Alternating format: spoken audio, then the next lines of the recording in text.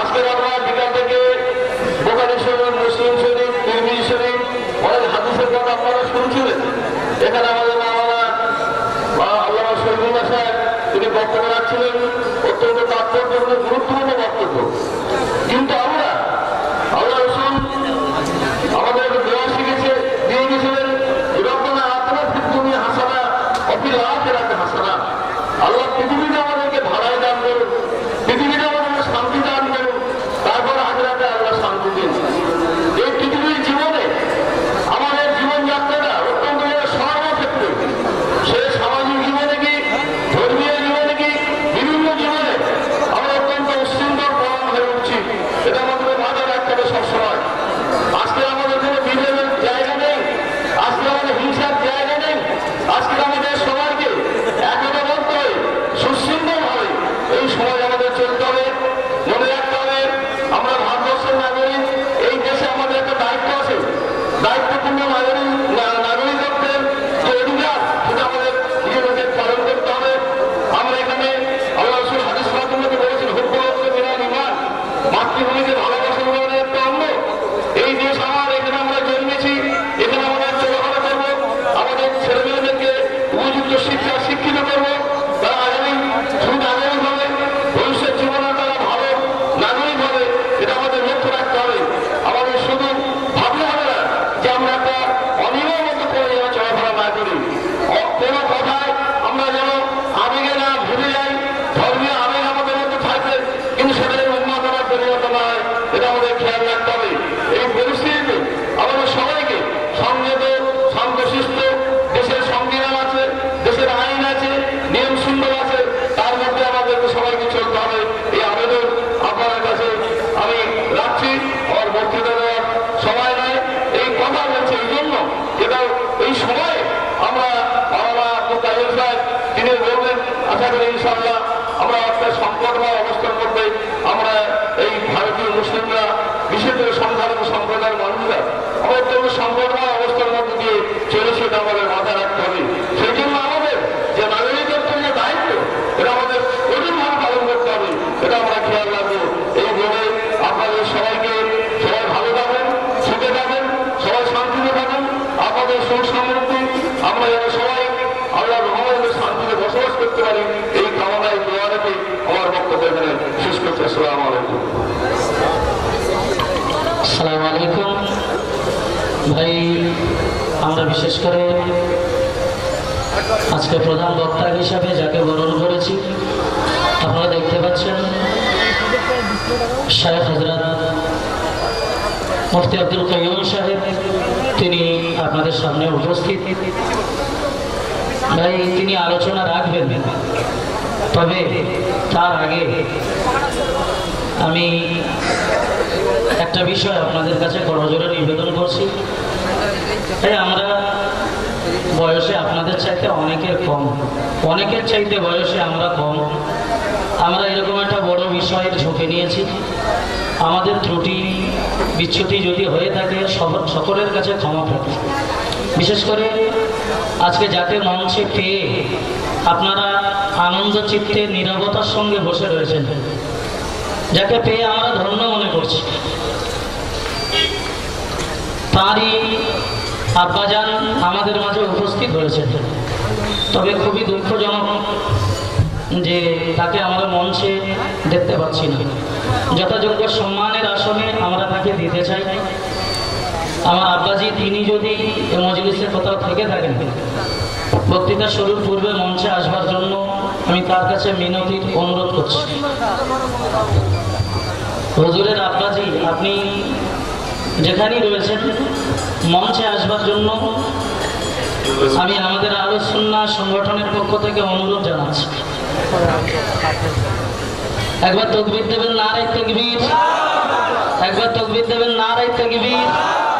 ভাই আমরা যাকে পেয়ে ধন্য মনে করছি, তারই ঔরসজাত যিনি আজকে আমাদের মঞ্চে উপস্থিত।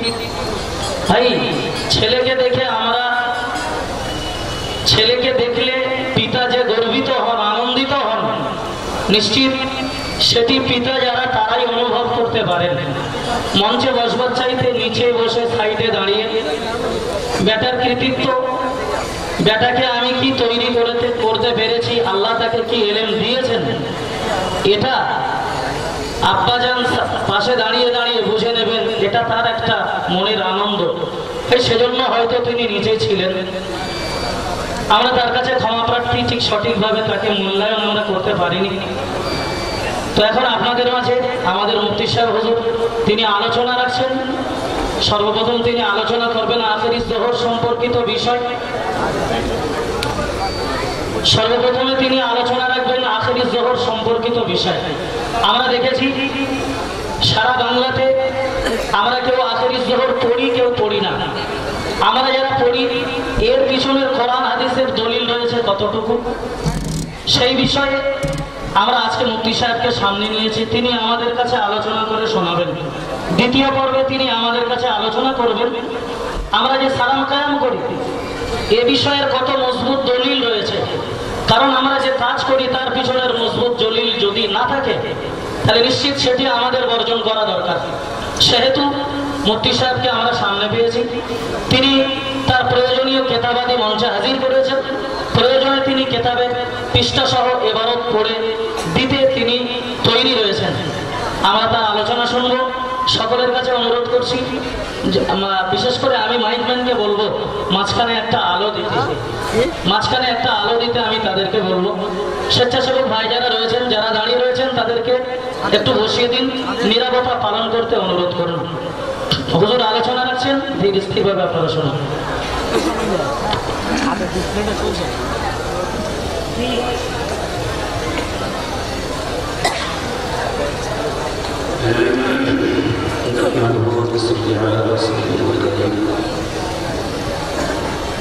أما بعد فأعوذ بالله من الشيطان الرجيم يا أيها الذين آمنوا صلوا عليه وسلموا تسليما اللهم صل على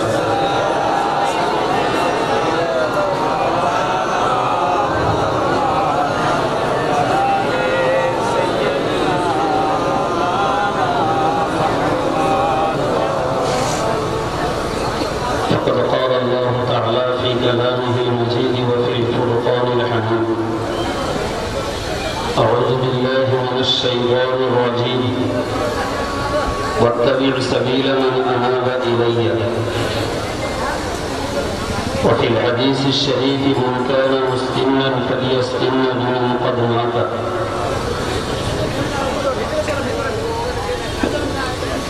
শ্রদ্ধেয় আব্বাজান,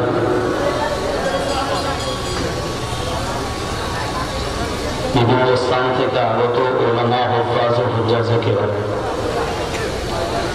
সর্বোপরি সত্য সংগ্রামী, সত্য অনুসন্ধিৎসু আমার সাধারণ শ্রোতা বাবাজি ও ভাইরা, স্নেহভাজন সভার সঞ্চালক, আজকের এই গুরুত্বপূর্ণ কনফারেন্সের আয়োজক স্থানীয় জওয়ান যুবক কমিটি, শ্রেণী বিশেষে সকলের প্রতি শ্রদ্ধা, শুভেচ্ছা ও স্নেহাশিস জানিয়ে নির্দিষ্ট বিষয়ের উপরে বলবার জন্য আমার কাছে দাবি করা হয়েছে। আল্লাহ পাকের প্রতি ভরসা রেখে কিছু কথা আলোচনার জন্য আমি আপনাদের কাছে উপবিষ্ট আলোচনা শুরু করেছি।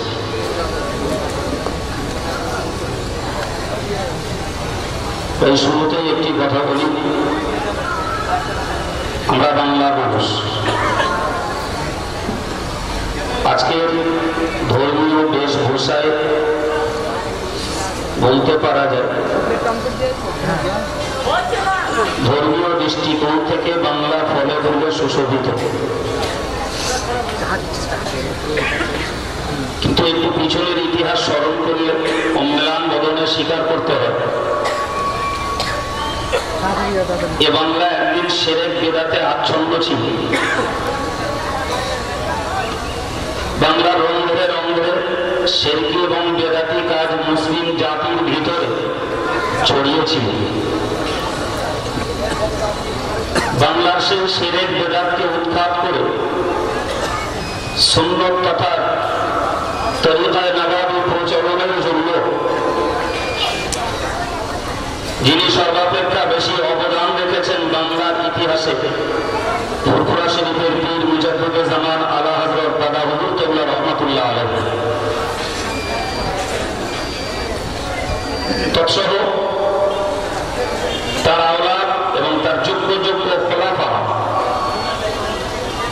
যারা তার খলিফা হিসাবে মনোনীত হয়েছেন, বাংলার সংস্কার সাধনে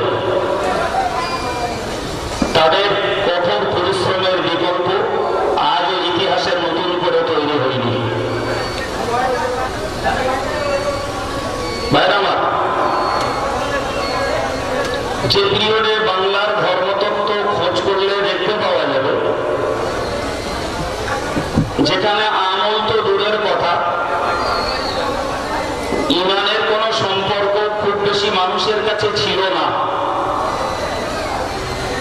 তাদেরকে শিরক থেকে, বেদাত থেকে, মদ থেকে, গাঁজা থেকে, জুয়া থেকে, নারীবাদী থেকে, ধর্মহারা পথ থেকে টেনে ধর্মের মূল স্রোতে আর ইমানের ছায়াতলে স্থান দিতে ফুরফুরা শরীফের পীর মুজাদ্দিদে জামান আজ কর্ণাটকের, আজকে তামিলনাড়ুর কন্যাকুমারী থেকে শুরু করে বাংলাদেশের বরিশাল পর্যন্ত ওঙ্কার বেগে ছুটেছিলেন। তারা রেখে গেছেন বাঙালি মুসলিম জাতির জন্য একদিকে প্রত্যক্ষ সাক্ষীদের সামনে রেখে গেছেন তাদের নীতি, আদর্শ, আমল,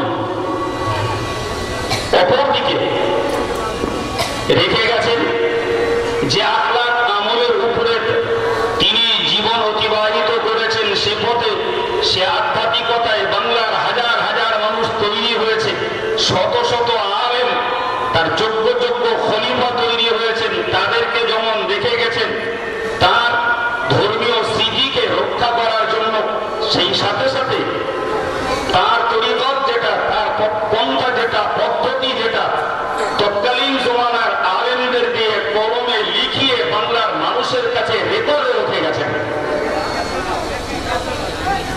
বিশেষত ফুরফুরা শরীফের পীর মুজাদ্দিদে জামান দাদা হুজুর কেবলার প্রধানতম খলিফা, বাংলার অদ্বিতীয় ধর্মীয় লেখক বসিরহাটের আল্লামা রুহুল আমিন সাহেব রহমাতুল্লাহ আলাইহি, তার পীর মুজাদ্দিদে জামানের অনুমতিতে 1.5 শতাধিক ধর্মীয় বই পুস্তক এবং তত্ত্ব সম্বলিত বই লিখে বাঙালি সমাজের চোখ ফুটিয়ে রেখে গেছেন।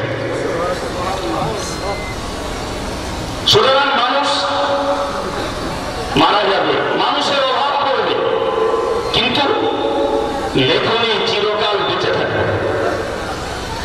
আজ যদি বাংলার আলেমেরা তৎকালীন সময়ে লিখিত আল্লামা হুজুরের কেতাবগুলো পড়াশোনা করেন, পরবর্তীকালে মেজলা হুজুর পীর কেবলা রহমাতুল্লাহ আলাইহি এ জাতীয় বিষয়গুলিকে তিনি যে রচনাগুলো করেছেন বা কাউকে দিয়ে পড়িয়েছেন, সেগুলিকে যদি মানুষ দেখে, নিশ্চিত বাংলার এই মুসলমানদের কদম টলে যাওয়ার কোনো কারণ থাকতে পারে না। কিন্তু সবথেকে বড় দুর্বলতা, আমরা পড়ি না, পড়তে চেষ্টা করি না। আমাদের যারা কর্ণধর, আমাদের যারা পরিচালক, তারা আমাদেরকে সেই পড়ার দিকে হয়তো উদ্বুদ্ধ করেননি, কি উৎসাহ দেননি, কিংবা তার নীতিবাচক কোনো ব্যবস্থাপনা গ্রহণ করতে পারেননি, যে কারণে বাংলার সাধারণ মুসলিম সমাজ আবেগে আপ্লুত হয়েছেন। কিন্তু আভ্যন্তরীণ দিকটাকে লক্ষ্য করে তিনি মজবুত জায়গাটিকে কায়েম রাখবেন, দখল করে থাকবেন, এই মন তার তৈরি হয়নি। যে কারণে যখনই মুজাদ্দিদে জামানের রেখে যাওয়া কোনো আমলকে আর একজন এসে বেদাত বলছে, সেই মানুষটার কাছে সেটা যেন এক ভাবনার কারণ হয়ে দাঁড়াচ্ছে। কে এসে বললো এটা শিরক, সেটা নিয়েই এর ভাবনা চিন্তা শুরু হয়েছে। এতটুকু আত্মবিশ্বাসের অভাব হয়েছে বহু মানুষের ভিতরে। যে মানুষটি ছিলেন বাংলার ধর্মীয় কুসংস্কার দূর করে সংস্কৃত জীবন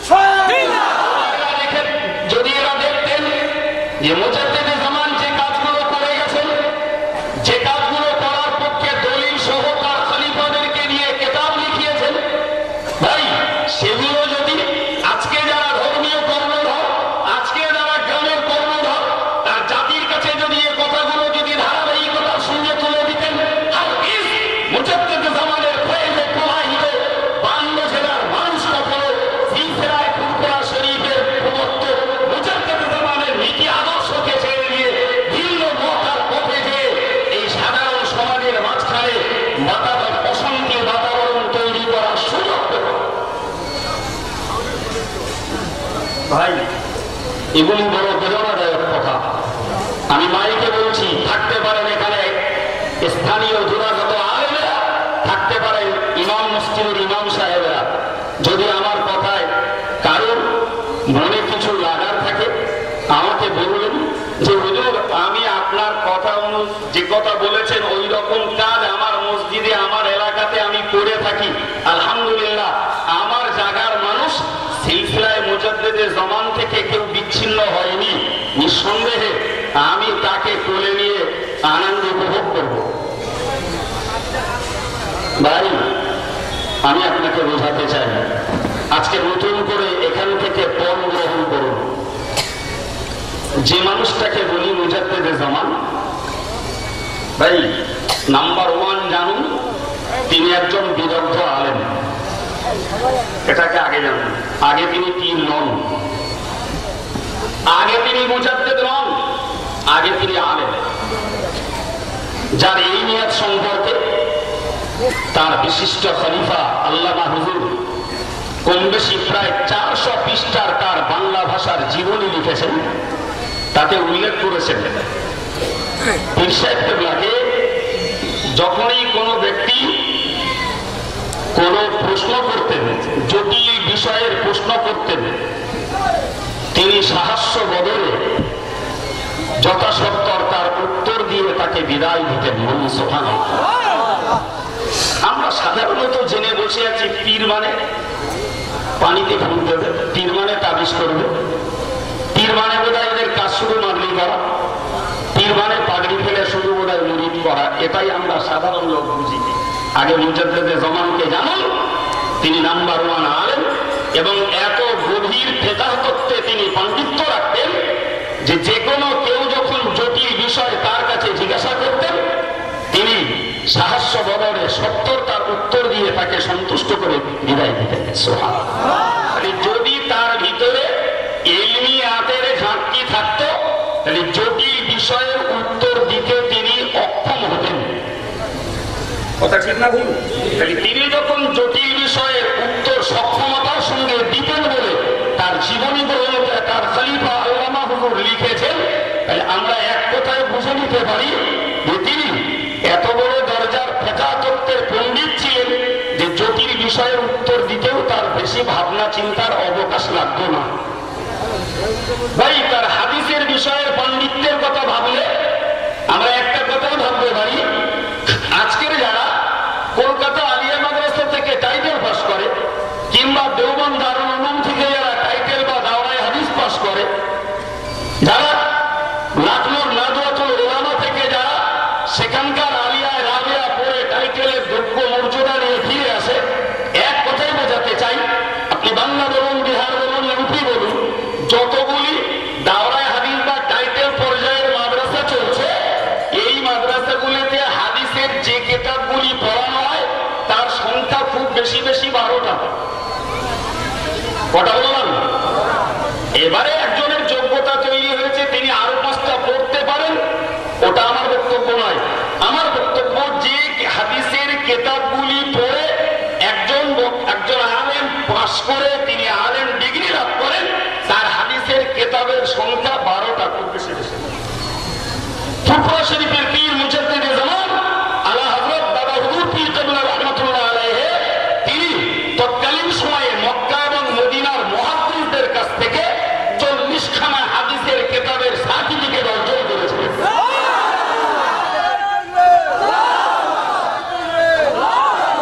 আপনি শুধু মূল্যায়ন করুন যে একজন আলেম 12টা হাদিসের কিতাব পড়ে আলেম হয়েছে, আর একজন 40 খানা হাদিসের কিতাব পড়ে আলেম হয়েছে। শুধুমাত্র ইলমে হাদিসের বাউন্ডারিটাই যদি দেখি তাহলে নিশ্চিত 12টা হাদিসের কিতাব পড়া আলেমের তুলনায় 40টা হাদিসের কিতাব পড়া আলেমের হাদিসের ইলমের গভীরতা আকাশ পাতালের ফারাক হয়ে যাবে। হাজি মুজাদ্দিদে জামান পীরগিরি করে বাংলার মুসলমানদেরকে কোন পথ দেখিয়ে যাননি, বরং তিনি ইলমের আলোকে কোরআন হাদিস ইজমা কিয়াসের মানদণ্ডে দাঁড়িয়ে যেটাতে পেয়েছেন সওয়াব সেটা রেখে গেছেন বাংলার মানুষের আমলে পরিণত করার জন্য, যেটাতে রেখেছেন রয়েছে বিন্দু পরিমাণ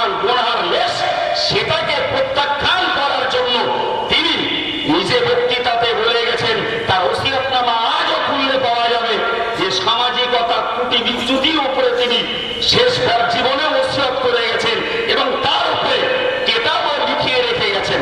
সব কথা বলার অবকাশ নেই। আমার বক্তব্য, তিনি মুজাদ্দিদ জামান বাংলার বরেণ্য শ্রেষ্ঠতম একজন মুহাদ্দিস, বাংলার অন্যতম একজন ফকিহ। ভাই, এটা তার ইলমের অল্প পরিচয় আমি সময়ের অভাবে দিতে পেরেছি।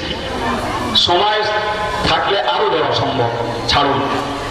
নাম্বার 2, আধ্যাত্মিকতার দৃষ্টিতে তিনি কলকাতার মানিকতলায় শাহিদ সুফি ফতেহী ওয়াইসি হুজুর রহমাতুল্লাহ আলাইহির খলিফা। জি, আধ্যাত্মিকতার পূর্ণ শিখরে কাদরিয়া, চিশতিয়া, নকশবন্দিয়া, মুজাদ্দিদিয়া, আলিয়া সমস্ত তরিকার কামেল দরজার তিনি আল্লাহ পাকের ওলি। বলুন ভাই, তিনি প্রথম নম্বরে তিনি ছিলেন আলেম, দ্বিতীয় নম্বরের তার আধ্যাত্মিক সাধনার সুফলে তিনি হয়েছেন পীর। এবং শুকরিয়া আল্লাহ যে তার পীরিত্বের প্রবাহ ছড়িয়েছে এপার বাংলা ওপার বাংলা শুধু নয়। জি, তার মুরিদ ছিল ইয়ামানে, তার মুরিদ ছিল তুর্কিতে, তার মুরিদ ছিল মিশরে, তার মুরিদ ছিল আরবে। জনে বলুন সুবহানাল্লাহ। জি ভাই, 3 নম্বর, তিনি মুজাদ্দিদে জামান। জি, মুজাদ্দিদে জামান হওয়ার যোগ্যতা অর্জনের জন্য সবথেকে বড় বিষয় হলো দেশটা যখন কুসংস্কারে ভরা, দেশটা যখন শিরক বিদআতে ভরা, দেশটা যখন শরিয়ত বিরোধী কাজে ভরা, এদেশের মুসলিম দাবিদার যারা, কোনটা অমুসলিমি কোনটা মুসলিমি এটুকু পার্থক্য বোধ যাদের ভেতরে ছিল না, কোনটা ইহুদিয়ানা রীতিনীতি, কোনটা খ্রিস্টানি রীতিনীতি, কোনটা অন্য ধর্মের রীতিনীতি, এ পার্থক্য বোধ যাদের ভিতরে ছিল না, ভাই তাদের ভিতরে তিনি ইমানি জজবা এনে দিয়েছেন, তাদের ভিতরে আমলের প্রবণতা তৈরি করেছেন, তাদের ভিতরে তিনি আধ্যাত্মিকতার প্রবণতা তৈরি করেছেন, তাদের ভিতরে তিনি রীতিমতো তাসবিহ, তাহলিল, ফিকির, আজকারের প্রবণতা তৈরি করতে পেরেছেন, তাদের ভিতর থেকে শরীয়ত বিরোধী জাতীয় কুসংস্কারকে দূর করতে যিনি পেরেছেন। ভাই মনে রেখে দিন, এটাই তার মুজাদ্দিদ হওয়ার সবথেকে বড় প্রমাণ। জোরে বলুন সুবহানাল্লাহ। মওলানা কারামত আলী জমহুরি রহমাতুল্লাহ আলাইহি তিনি তার জাকিরায়ে কারামতের ভিতরে উল্লেখ করেছেন, এই জাতীয় কুসংস্কার দূর করাই হলো মুজাদ্দিদিয়াতের কাজ। বলুন সুবহানাল্লাহ। ফুরফুরা পীর সাহেব কেবলা সে কাজ করে গেছেন। বাংলার ধর্মতত্ত্বের ইতিহাস তার রেকর্ড। বাংলার মানুষ কিছু কিছু হেমোফারামি করে তাকে ভুলে দিতে পারে, বাংলার ইতিহাস তাকে বলে না।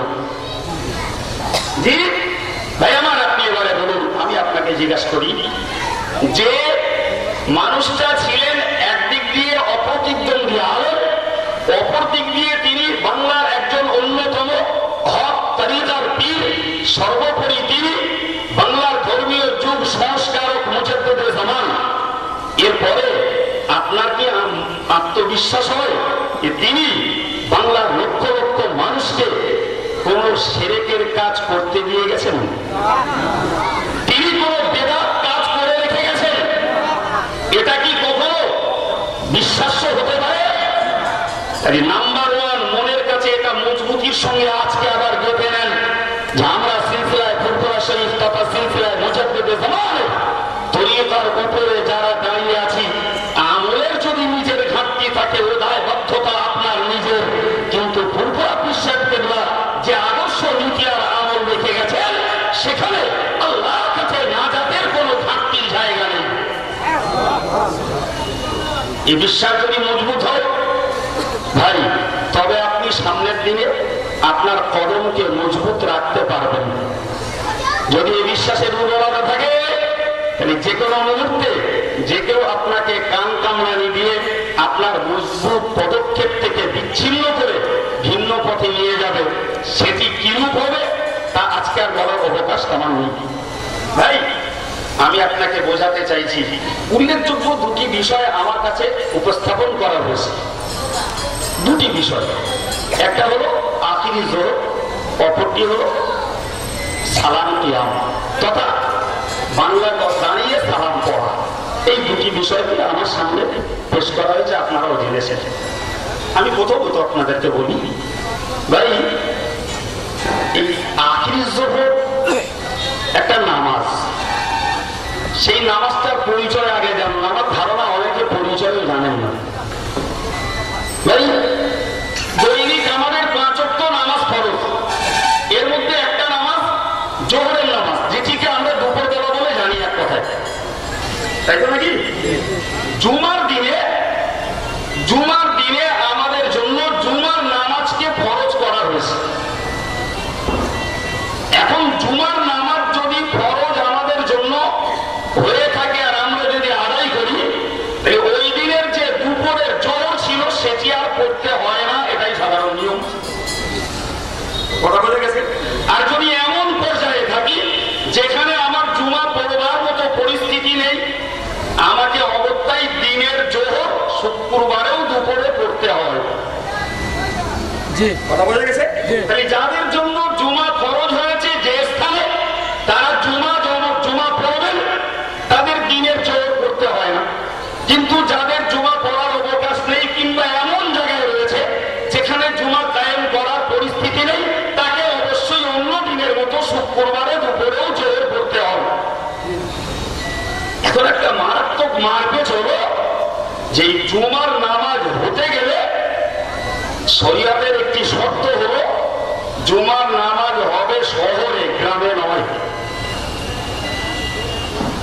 সহিহ বুখারীর টিকাতে হযরতে আলী থেকে একটি হাদিসে বর্ণিত রয়েছে, লা জুমাতা ওয়ালা তাশরীকা ইল্লা ফি মিসরিন জামিরুন, যে জুমা এবং ঈদ শহর ব্যতীত অন্যত্র কায়েম করা যাবে না।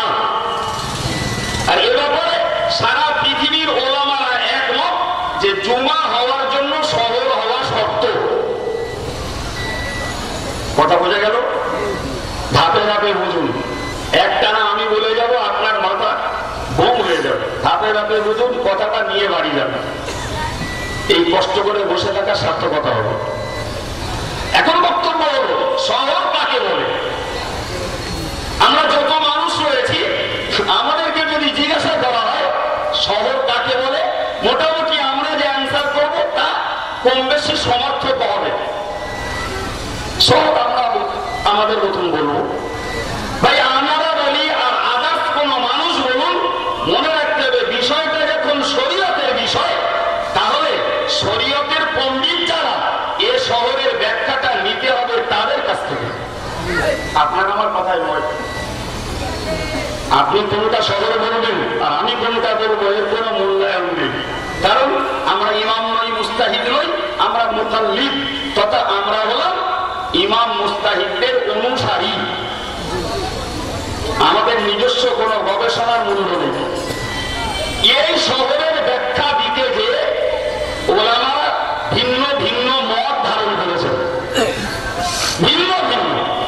তার মধ্যে উল্লেখযোগ্য 3টি মত। একটা ইমাম আজম আবু হানিফা রহমতুল্লাহ আলাইহির মত, আর অপর দুটি ইমাম আবু ইউসুফ রহমতুল্লাহ আলাইহির মত। হানাফি মুযহাবের আলেমেরা এই 3টি মতের উপরে একতাবদ্ধ হয়েছেন, ঠিক বাকি মতগুলোকে ইনভ্যালিড করে দিয়ে এই 3টি মতকে সমর্থন দিয়েছেন হানাফি ওলামা সম্প্রদায়। একটা মত বলেছি কার? হযরত ইমাম আবু হানিফা। ইমাম আবু হানিফা বলেন শহর ওই জায়গা থেকে বলা হয় যেখানে অনেক গলি ধরে রাস্তাঘাট আছে, দোকান কসারি আছে, মানুষের প্রয়োজনীয় সামগ্রী সেখানে পাওয়া যায় এবং সেখানে একজন শরীয়তের কাজী নির্বাচিত থাকেন, যিনি অত্যাচারিত ব্যক্তির হয়ে সুশাসন কায়েম করেন, এবং শরীয়তের একজন মুফতি থাকেন ধর্ম সংক্রান্ত বিষয়ে যিনি সুষ্ঠু সমাধান দান করেন। ওই জায়গাটির নাম শহর। ভাই কথা বুঝতে পারছেন? ভাই এই যে জায়গাটির নাম শহর বলে ইমাম আজম ব্যাখ্যা দিয়েছেন, আপনি এই জায়গাটার একটা ছোট্ট দিক জানুন। ভাই ক্যানিং একটা শহর, বসিরহাট একটা শহর, কলকাতা একটা শহর, এটা আমাদের চিন্তা। কিন্তু আপনি বলুন, ইমাম আজম আবু হানিফা তার সঙ্গে দুটো শব্দ জুড়েছেন। একটা হলো একজন কাজী বা বিচারক থাকতে হবে, যিনি প্রপীড়িত, অত্যাচারিত, নিষ্পীড়িত, নিপীড়িত মানুষের পক্ষে সুবিচার কায়েম করবেন। একজন মুফতি থাকবেন, যিনি মানুষের ফতোয়া ফারাজের দিকগুলোকে সমাধান দেবেন। এই শহরগুলোতে এমন কোন দায়িত্বশীল মুফতি এবং কাজী আছে? একটু জোরে বলবেন। নেই। তাহলে হযরত ইমামে আজম আবু হানিফা রাহমাতুল্লাহ আলাইহির কথা অনুযায়ী কিছুটা ক্ষেত্রে আমাদের এই শহরগুলো শহর বলে মনে হলো, কিছু ক্ষেত্রে এগুলো শহর বলে গণ্য হচ্ছে না। তাই হযরত ইমাম আবু ইউসুফ এ ব্যাপারে দুটো মত পেশ করেছেন।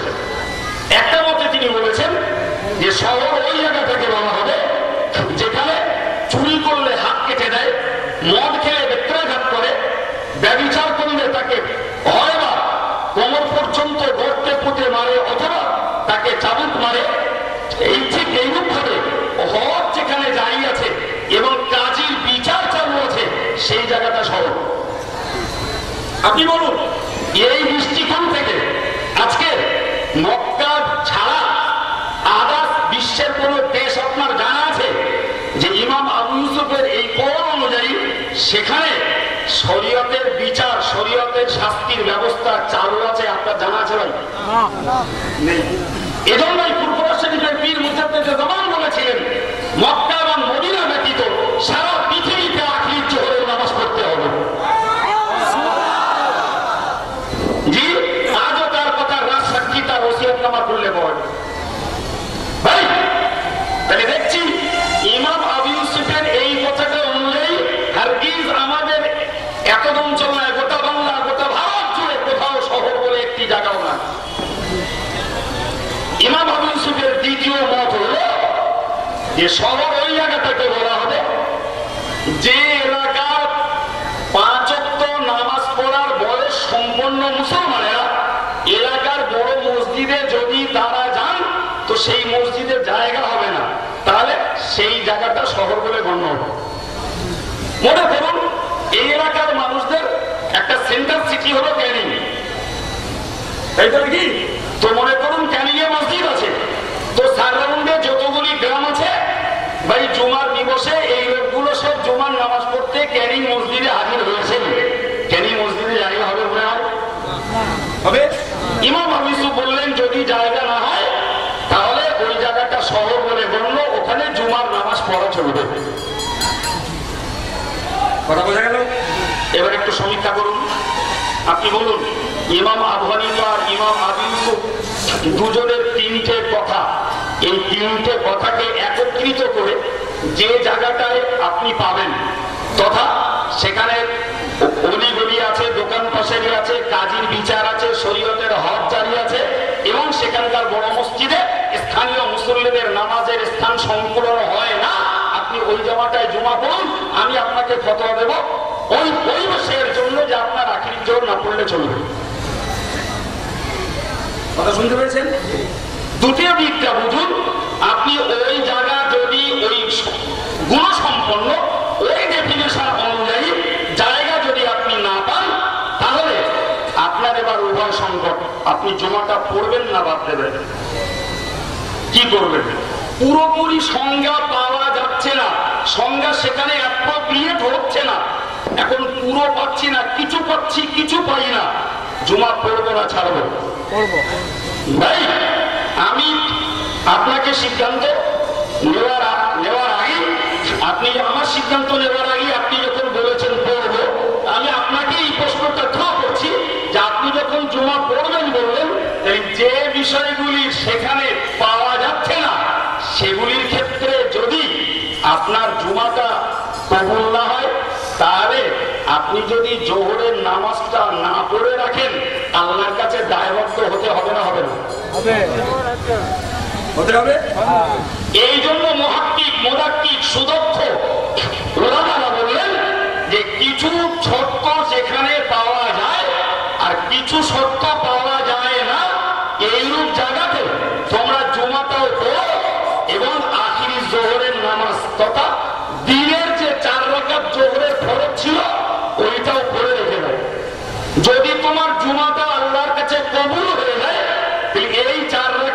তোমার জন্য নফল হবে।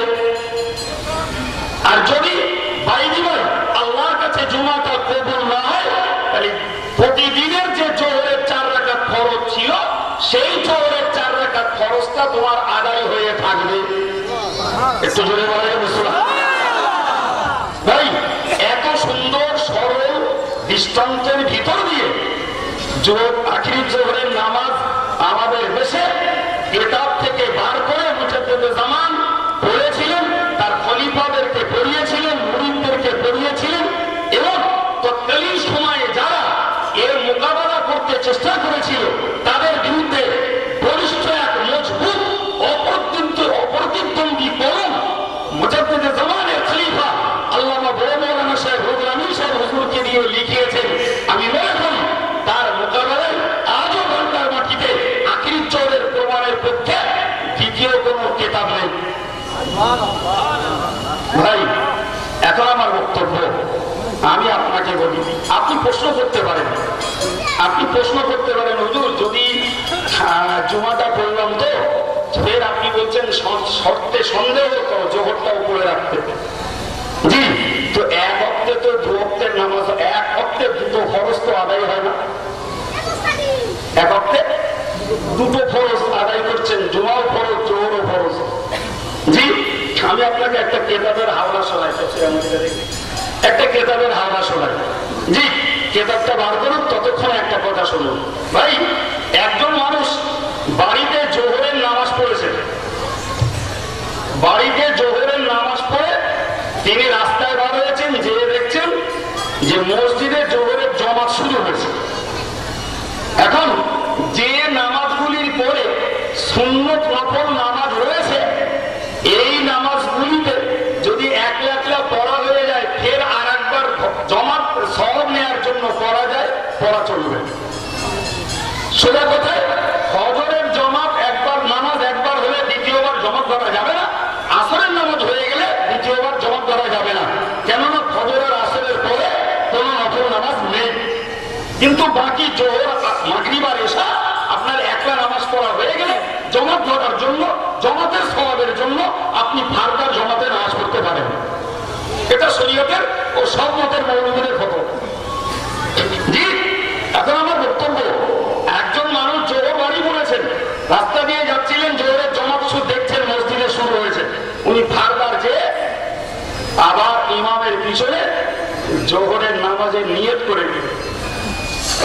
ভাই, আমি ঠকানোর জন্য বলছি না, জানেন কিনা তারই জন্য বলছি। ভাই, এই যে লোকটা জমাতের সওয়াব নেওয়ার জন্য আবার নতুন করে দাঁড়িয়েছেন, এই লোকটা ওই 4 রাকাত নামাজ কোন নিয়তে পড়বে? জি ভাই, ও লোকটা বলে জোহর বলে বাড়ি পড়ে এসছে। জি, ফরজ তার দায়িত্ব থেকে নিষ্কৃতি হয়ে গেছে, ফারদার জমাতে গেছে। তাহলে রীতিমতো ওই লোকটাকে জমাত যখন ধরবে, যথারীতি ফরজের নিয়েতে ওই 4 রাকাত পড়তে হবে। অথচ ওই 4 রাকাত নামাজ বলো মূলত নফল, পড়তে হবে কিসের নিয়েতে? ফরজের নিয়েতে। আপনি জুমা পড়েছেন যথারীতি, ফের 4 রাকাত আখিরি জোহরটাকে ফরজের নিয়েতে পড়তে হবে এবং 4 রাকাতেই সূরা মিলাতে হবে। জি, যদি আল্লাহর কাছে জুমা জায়েজ হয় আলহামদুলিল্লাহ, আপনার এই 4 রাকাত যেটা আখিরি জোহর হিসাবে পড়ছেন, ভাই এটা যথারীতি নফলে গণ্য হবে। যেমনটি জোহর একটা পড়ার পরে জমাত ধরলে ফরজের নিয়েতে পড়তে হয়, অথচ 4 রাকাত হয় নফল। যথারীতি জুমা পড়ার পরে 4 রাকাত আখিরি জোহর পড়বে। আমার জুমা জায়েজ হলে 4 রাকাত আখিরি জোহর নফল। জুমা যদি শর্তের কারণে আল্লাহর কাছে কবুল না হয়, তাহলে দিনের জোহরের নামাজটা আমার আদায় হয়ে থাকবে। কিয়ামতের দিনে আল্লাহর কাছে ধরা খেতে হবে না ইনশাআল্লাহ।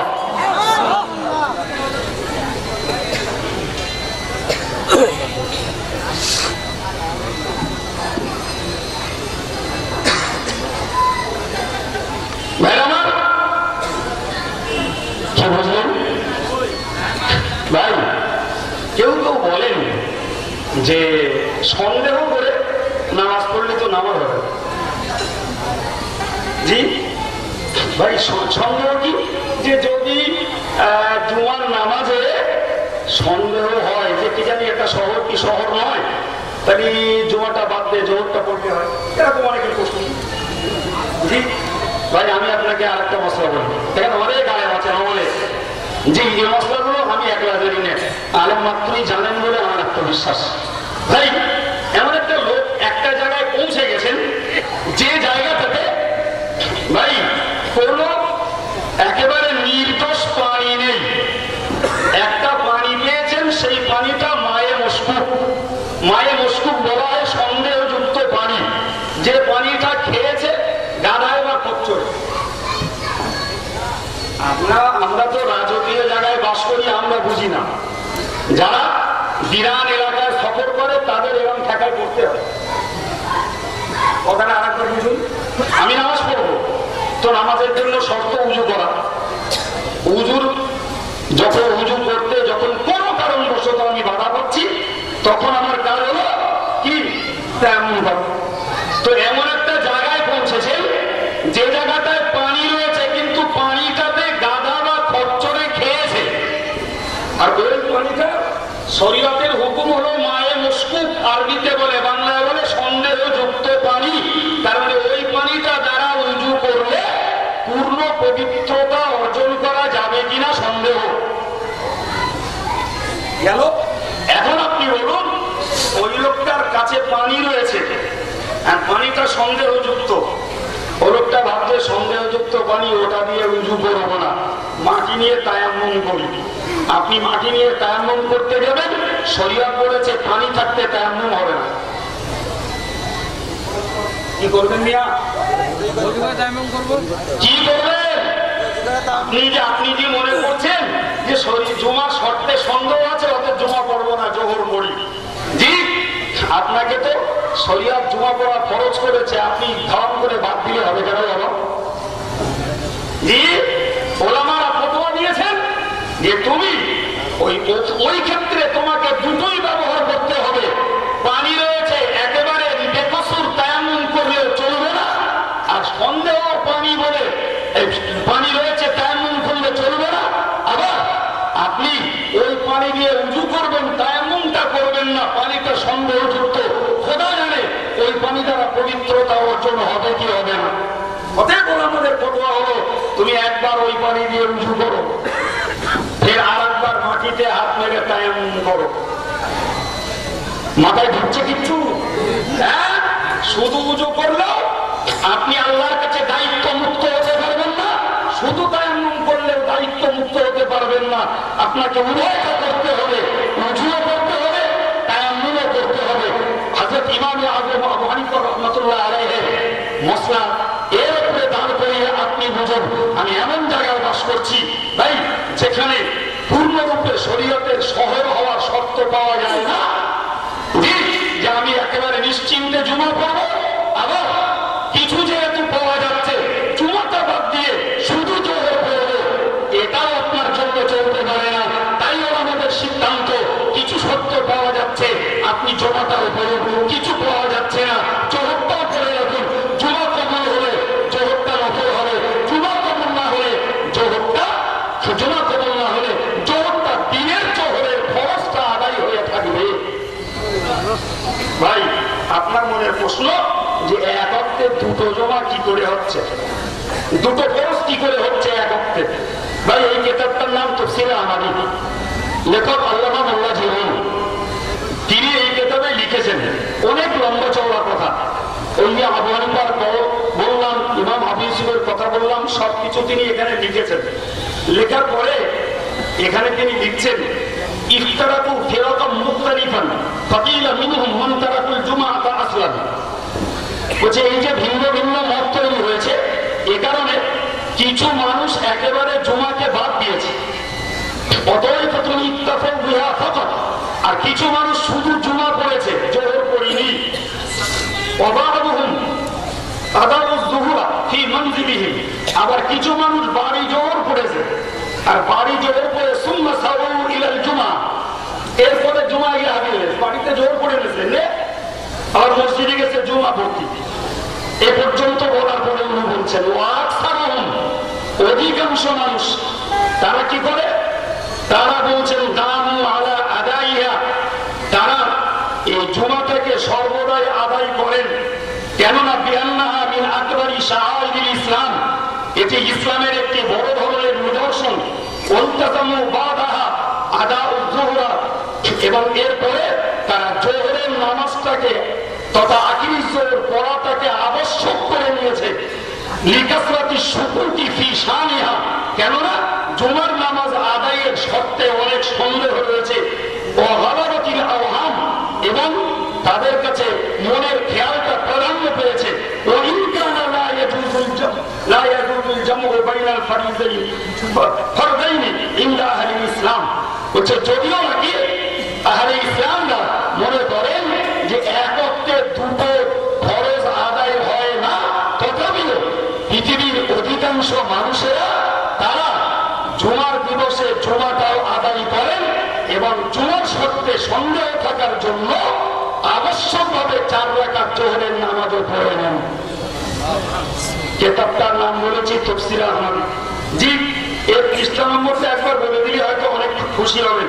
ভাই ছাপাটা রাখুন কুতুবখানা রহিমিয়া দেওবন্দ। জি, সেখান থেকে ছাপা, প্রকাশ করা, পৃষ্ঠা নম্বর 477। ভাই এই একটা কিতাব দেখছেন, এই কিতাবটির নাম ফতোয়া আব্দুল হাই। জি, যিনি লখনৌর বড় মুফতি বলে পরিচিত, তিনি এই কিতাবটিকে লিখেছেন।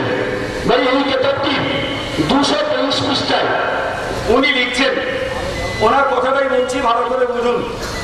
ঠিক नमाज जुमा के बाद 4 रकात इस नियत के साथ पढ़े, नवाइतु अन उसल्ली आखिर ज़ुहर الذي अदरकत वक्तहु वलम यस्कुत बादु अन्नी, और हर एक रकात में फातिहा के साथ सूरा भी पढ़े। কাল দেখা বললাম পূর্ব পিছনে বলেছি নাকি, বসে পিছনে না মেজুজু কেবলা মওলানা আব্দুল হাই লখনৌই, তিনি এই কিতাবটিতে উল্লেখ করেছেন যে জুমার নামাজ আদায়ের পরে এই নিয়তে 4 রাকাত নামাজ পড়ো, নামাইতু আন উসল্লি আখির যুহরি আল্লাযী আদরাকতু ওয়াক্তাহু ওয়া লাম ইয়াসকুতু বাদি আন্নী, আর পরে বলছেন প্রত্যেক রাকাতে সূরা ফাতিহার পরে সূরা মেলাও। এরপরে উনি এখানে হাওলা দিয়েছেন, ওনার দেওয়া হাওলা করছে একটা সগীর, একটি ফতোয়ার কিতাবের নাম।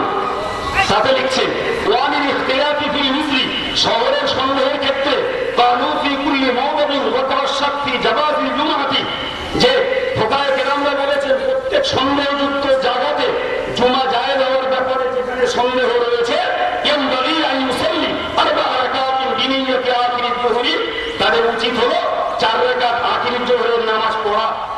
ভাই এই কিতাবটার নাম আব্দুল হাই, এই কিতাব আমাদের লেখা না বাবা। জি ভাই, আমি আপনাকে জি আমি আপনাকে বলছি একটু বুঝুন, এইগুলো আমাদের কাছে দুঃখজনক। ফুরফুরা সিলসিলা নতুন কোনো মতবাদের আদর্শ তরিকা নয়, মুজাদ্দিদে জামান এবং তার দোয়ার তার খলিফাদের কৃতিত্ব বাংলার অবুঝ মানুষের কাছে ধর্মের সঠিক তথ্যটি তিনি রেখে গেছেন। জি, হয়তো তিনি তার খলিফাদেরকে দিয়ে আখিরি জোহর মিলাদ কিয়ামের ব্যাপারে কিতাব যদি না লিখে রেখে যেতেন ভাই, তাহলে হয়তো আমাদের মতো আলেমদের এই জাতীয় বিষয়গুলি উদ্ধার করা অসম্ভব হয়ে পড়ত। এ কারণে তারা কবরে অমর এবং রীতিমতো বাংলার মানুষের হক পথে চলার সমাজের ফলা তারা কিয়ামত পর্যন্ত কবরে শুয়ে পেতে থাকবেন ইনশাআল্লাহ।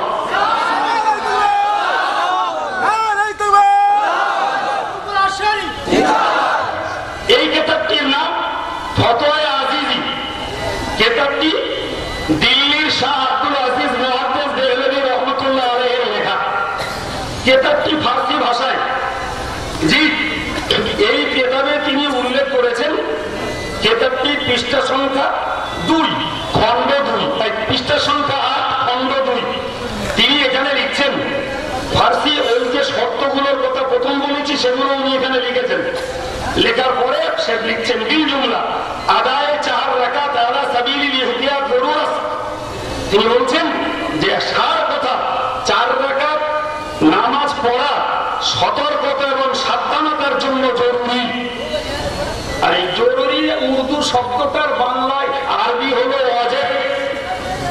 এক কথা বুঝতে পারেননি যে এই ইহতিয়াত তথা নিজের দায়িত্ব মুক্ত হওয়ার জন্য পুরুজানি নবুবতি বিয়াদিন নিশ্চিতভাবে আল্লাহর কাছে দায়িত্ব মুক্ত হওয়ার জন্য যে 4 রাকাত আখিরি জোহরের নামাজ পড়া জরুরি বলে লিখেছেন শাহ আব্দুল আজিজ মুহাদ্দিস দেহলভী রহমাতুল্লাহ আলাইহি। ভাই আর একটা কিতাবের নাম বলছি এই মাজালিসুল আবরার, জি এই শায়েখ আহমদ রুমির লেখা এই কিতাবের একটা দলিল বলছি, এই উর্দু ভাষায় লেখা।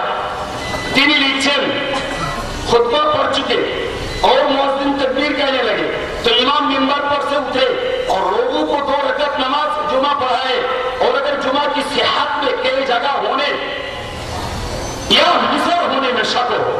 এখানে আরেকটা বার্তা কথা লিখেছেন যেটা আমি বলিনি সময় পাবো না বলে, উনি যখন লিখেছেন আমি একটুখানি বলে দিচ্ছি। সেটা হলো ভাই একটা গ্রামে একটা জুমা জায়েজ ধরে নেন, গ্রাম মিন্স সেটা শহরতলি, শহরে জমা যায় শহরতলি ধরে নিলাম, কেন এটা ডগঘাট কি এটা খেলিয়া, ভাই এটা শহরতলি, তো এখানে জমা হচ্ছে। তো এক গ্রামে ধরুন একটা জায়গায় জমা যায়, ভাই একাধিক জায়গায় জমা যায় হওয়ার ক্ষেত্রে আমাদের মতরে রয়েছে। আজকে আমরা দেখছি কোন গ্রামে 2 জায়গায়, কোন গ্রামে 3 জায়গায়, কোন গ্রামে 3টে মসজিদ, কোন গ্রামে 4টে মসজিদ, আছে না নেই বাবা? আছে। জি, কোন মসজিদটায় যে জুমা হচ্ছে আর কোন মসজিদটায় যে জুমা আল্লাহর কাছে হচ্ছে না সেটা তো কেউ জানে না।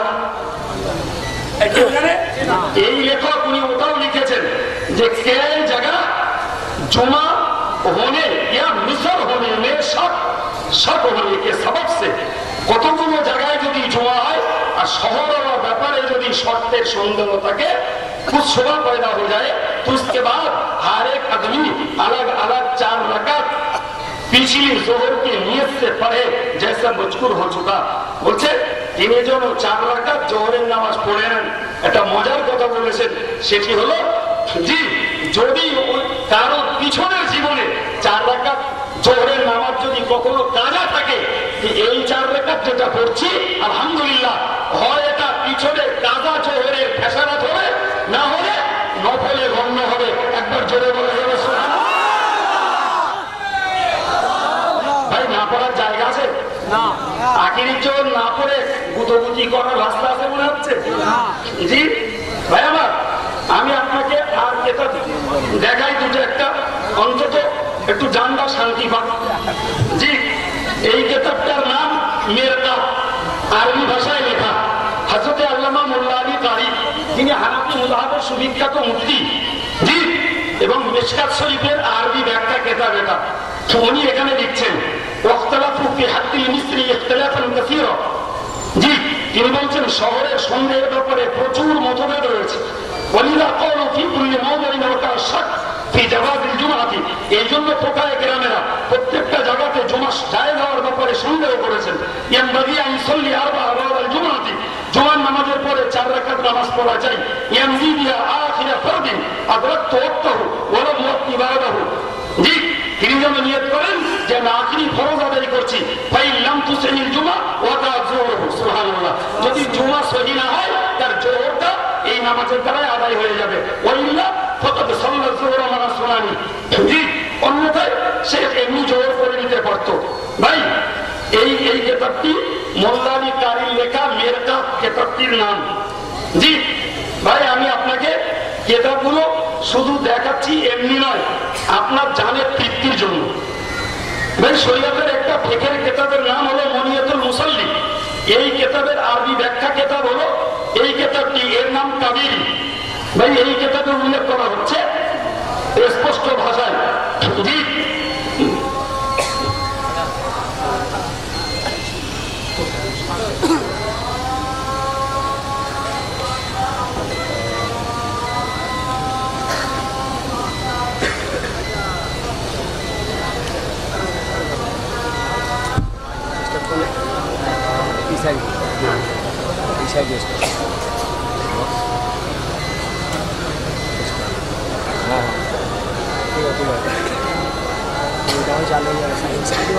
चालू